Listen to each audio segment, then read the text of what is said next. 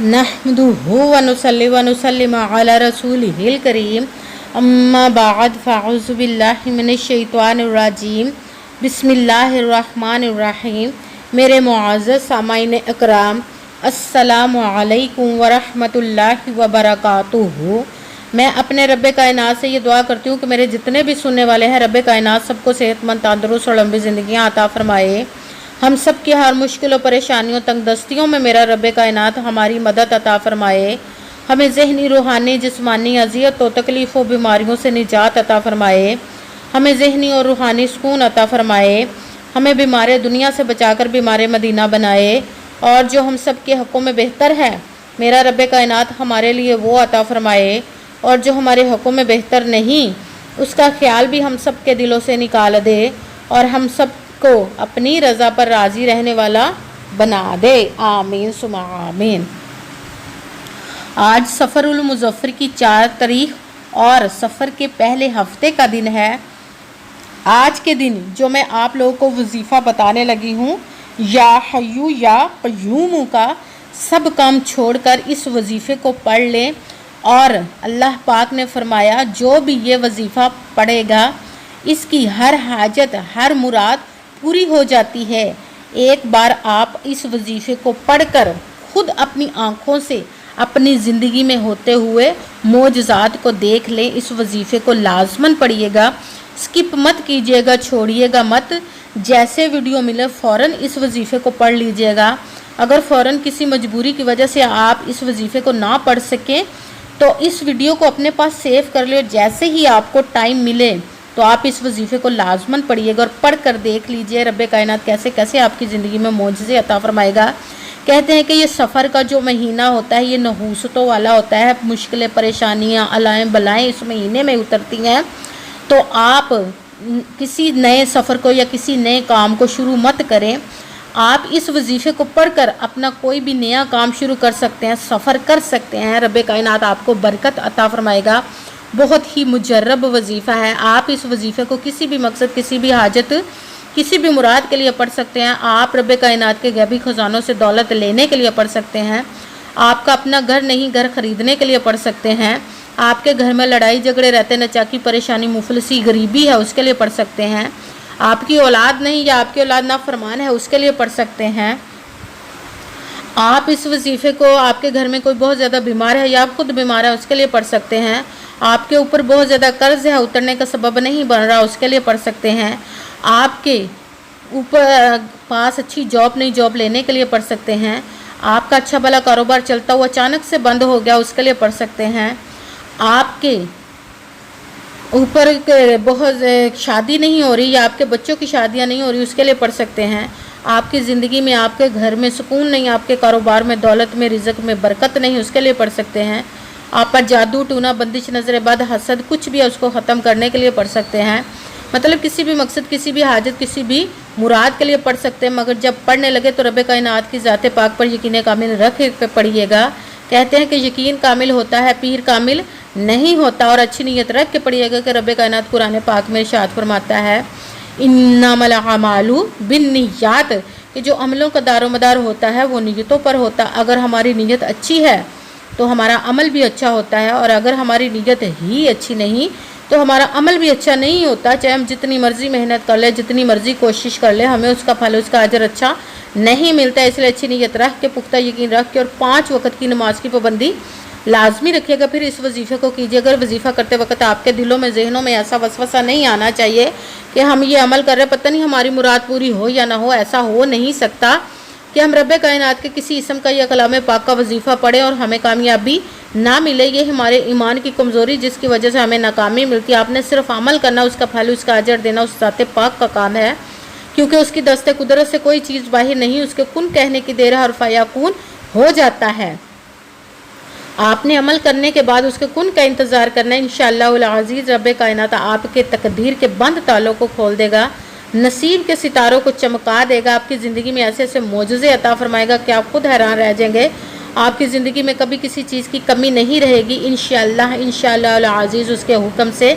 अगर वीडियो अच्छी लगे तो इसको लाइक ज़रूर कीजिएगा और आगे भी शेयर कर दीजिएगा ताकि किसी दूसरे को हमारी वजह से फ़ायदा पहुँचे तो हमारे लिए सदका जारिया बन जाए। اور جو نئے ہیں اس چینل پر، اس چینل کو سبسکرائب کر لیں اور بیل آئیکن کو بھی دبا لیں تاکہ میری اگلی آنے والی ویڈیو آپ تک پہنچ سکے۔ اگر کوئی مجھ سے کسی مسئلے کے بارے میں استخارہ کروانا چاہتے ہو، کسی کام کا حساب لگوانا چاہتے ہو، کسی کام کے لیے وظیفے کا پوچھنا چاہتے ہو، یا قرآن پاک آن لائن پڑھنا چاہتے ہیں، محفل میلاد النبی کے لیے بلوانا چاہتے ہو، تو واٹس ایپ کا نمبر ویڈیو پر چل رہا ہے، آپ لوگ مجھ سے رابطہ کر سکتے ہیں۔ اگر میرے بھائی یا بزرگ مجھ سے رابطہ کرنا چاہتے ہو تو واٹس ایپ پر وائس میسج کر کے اپنا مسئلہ بتا سکتے ہیں۔ اگر بہنیں یا مائیں مجھ سے رابطہ کرنا چاہتی ہوں تو واٹس ایپ پر وائس کال کر کے مجھ سے بات کر سکتی ہیں، اپنا مسئلہ بتا سکتی ہیں۔ آپ نے وظیفہ کرنے سے پہلے کمنٹس میں اپنا نام اور جہاں آپ رہتے ہو اس جگہ کا نام اور اللہ پاک کا ایک نام ضرور لکھنا تاکہ میں بھی آپ لوگوں کے لیے دعا کر سکوں، اور پھر وظیفے کی بھی آپ لوگوں کو اجازت مل جائے گی۔ آپ نے وظیفہ کرنے سے پہلے پوری ویڈیو کو دھیان کے ساتھ سن کے سمجھ کے پھر وظیفے کو کرنا ہے۔ ایسا نہ ہو کہ ویڈیو کو سکپ کر کے چھوڑ کے سنیں اور پھر کوئی بات رہ جائے اور آپ وظیفہ کریں اور وہ ٹھیک نہ ہو۔ نہ تو آپ نے کسی عمل میں کم کر کے پڑھنا، نہ زیادہ بڑھا کر پڑھنا ہے۔ اگر کم یا زیادہ کر دیتے تو وہ ہمارا وظیفہ ٹھیک نہیں ہوتا، ہمیں کامیابی نہیں ملتی۔ اسی لیے آپ نے مکمل وظیفہ جس تعداد اور جس ترتیب کے ساتھ میں آپ لوگوں کو بتانے لگی ہوں اسی تعداد اور اسی ترتیب کے ساتھ آپ نے اس وظیفے کو پڑھنا ہے۔ آپ اس وظیفے کو آج کے دن کسی بھی جگہ پر بیٹھ کر پڑھ سکتے ہیں، گھر میں، آفس، مدرسے میں، یونیورسٹی میں، کالج میں، شاپ پہ، مگر جب پڑھنے لگے بالکل خاموشی، توجہ، سکون کے ساتھ پڑھنا ہے کہ وظیفے کے درمیان نہ تو آپ نے کسی سے بات کرنی، نہ اٹھنا، نہ فون استعمال کرنا ہے۔ اگر ہم وظیفے کے درمیان کسی سے بات کر لیتے، اٹھ جاتے، فون استعمال کرتے تو وہ ہمارا وظیفہ ٹھیک نہیں ہوتا، ہمیں کامیابی نہیں ملتی۔ اس لیے آپ نے مکمل وظیفہ پڑھنے کے بعد ہی کسی سے بات کرنی، اٹھنا یا کہ فون استعمال کرنا ہے۔ آپ اس وظیفے کو آج کے دن کسی بھی وقت پڑھ سکتے ہیں، کسی بھی نماز کے ساتھ پڑھ سکتے ہیں، نماز کے علاوہ بھی پڑھ سکتے ہیں۔ اگر نماز کے ساتھ پڑھ رہے ہیں تو نماز مکمل پڑھنے کے بعد دعا مانگنے کے بعد اس وظیفے کو پڑھیے گا۔ اگر نماز کے علاوہ پڑھ رہے ہیں تو دعا آپ نے باوضو ہو کر ایسی جگہ پر بیٹھ کر پڑھنا جہاں بالکل خاموشی، توجہ، سکون کے ساتھ اس وظیفے کو پڑھ سکے۔ جب وظیفہ پڑھنے کے لیے آپ بیٹھ گئے تو ایک مرتبہ آپ نے درود پاک پڑھنا، کوئی سا بھی درود پاک پڑھ سکتے ہیں، مگر درود ابراہیمی جو نماز میں پڑھا جاتا ہے وہ والا ایک مرتبہ درود پاک پڑھ لے تو زیادہ بہتر، ورنہ کوئی سا بھی درود پاک آپ پڑھ سکتے ہیں۔ درود پاک پڑھنے کے بعد ایک مرتبہ آپ نے اعوذ باللہ من الشیطان الرجیم بسم اللہ الرحمن الرحیم پڑھ کر اپنے مقصد کی نیت کر لینی، جس مقصد، جس حاجت کے لیے آپ اس وظیفے کو پڑھنے لگے ہیں۔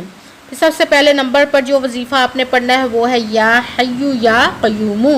رب کائنات کے دو اسموں کو ملا کر پڑھیں گے تو ایک گنا جائے گا، یا حیو یا قیوم، یا حیو یا قیوم، یا حیو یا قیوم، یا حیو یا قیوم۔ اس کو آپ نے 33 مرتبہ 33 ٹائم پڑھنا ہے۔ پھر ساتھ ہی دوسرے نمبر والا وظیفہ قرآن پاک کی سب سے چھوٹی، لاڈلی، ضدی اور دولت کی پاورفل مجرب وظیفہ کی سورہ کوثر کا عمل آپ نے پڑھنا۔ دوسرے نمبر پر سورہ کوثر کو بسم اللہ الرحمن الرحیم انا اعطیناک الکوثر فصلی لربک وانحر ان شانئک ھو الابتر۔ بسم اللہ الرحمن الرحیم انا اعطیناک الکوثر فصلی لربک وانحر ان شانئک ھو الابتر۔ سورہ کوثر کو آپ نے 7 مرتبہ 7 ٹائم پڑھنا ہے۔ پھر ساتھ ہی تیسرے نمبر والا وظیفہ رب کائنات کے دو اسموں کو ملا کر پڑھنا، یا حفیظ یا سلام، یا حفیظ یا سلام، یا حفیظ یا سلام، یا حفیظ یا سلام، یا حفیظ یا سلام۔ اس کو آپ نے 11 مرتبہ 11 ٹائم پڑھنا ہے۔ سب سے پہلے ایک مرتبہ درود پاک پڑھا، پھر ایک مرتبہ اعوذ باللہ من الشیطان الرجیم بسم اللہ الرحمن الرحیم پڑھ کر اپنے مقصد کی نیت کر لینی ہے جس کے لیے آپ اس عمل کو پڑھنے لگے۔ پھر پہلے نمبر پر جو وظیفہ پڑھنا وہ ہے یا حیو یا قیوم۔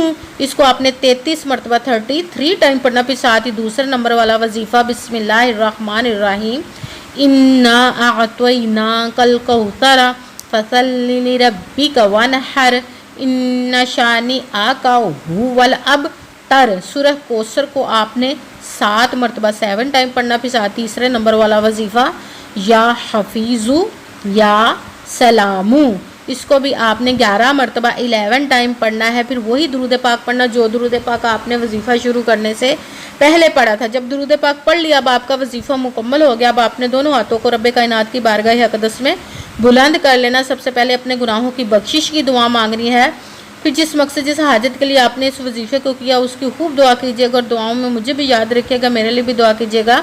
جزاک اللہ خیرہ۔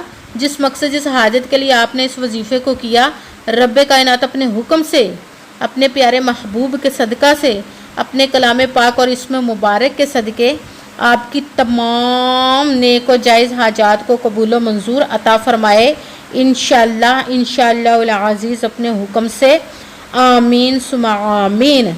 السلام علیکم ورحمۃ اللہ وبرکاتہ۔